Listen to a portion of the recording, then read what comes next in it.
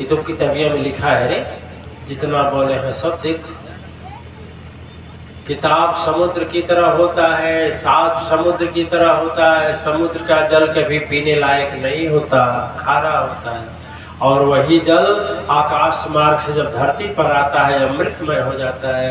वही सब जब शास्त्रों में रहता है तो सागर की तरह रहता है, और सदगुरु की वाणी से आता है तो अमृत हो जाता है। इसलिए सदगुरु की वाणी को क्या कहते हैं? अमृत कहते हैं दिव्यात्माएं। यदि सदगुरु नहीं बनाते हैं तो जिस समय इस संसार को छोड़ना पड़ता है ना, इतनी पीड़ा होती है, इतनी पीड़ा होती है, जितनी पीड़ा ना गरुड़ पुराण में तो लिखा गया है कि हजारों बिच्छू डंक मारते हैं, जितना कष्ट होता है उतना होता है। और हम तो कहते हैं कि हमारे, क्योंकि हम मौत नजदीक से देखे हैं, एक बार नहीं 3 बार। एक बार बेलियाहाटा मेडिकल कॉलेज में देखा हूँ, जिस समय पता है ना 43 लोग मर गए, एक मैं ही जिंदा बचा।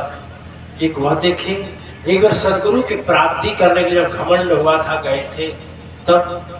और वो अखिलेश्वरानंद जी लिख रहे हैं जीवनी, उसमें आप लोग के जल्द ही आएगा। कितना हो गया है जी?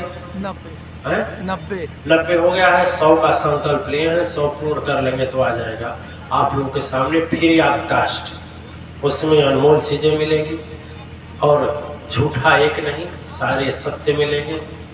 अपवाद नहीं, ढोंग नहीं, ढकोसला नहीं, पाखंड नहीं, और पूर्ण साक्ष्य के साथ मिलेगा। 3 बार हम मौत तो नजदीक से देखा हूँ। अच्छा, इस शरीर छोड़ने पर आप लोग कभी अनुभव करिएगा, सबके जीवन में आएगा, याद करिएगा। लास्ट वचन बोल रहा हूँ, इस शरीर छोड़ने पर ना जितना प्राण जाने का नहीं कष्ट होता है, उतना इस संसार को छोड़ने का कष्ट होता है।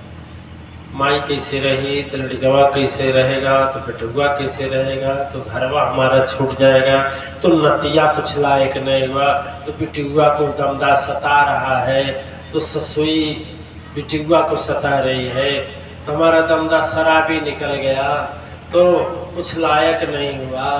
अभी लड़के भी कुछ लायक नहीं हुए, पता नहीं बैंकवा का पैसा पाएगा कि नहीं पाएगा।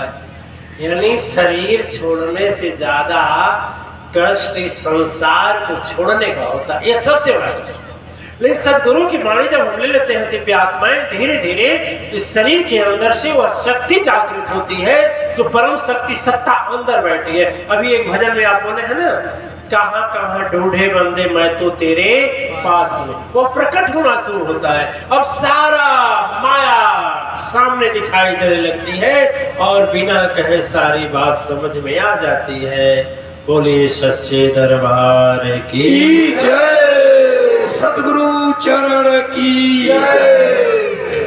दिव्यात्माएं, कल आज हम लोग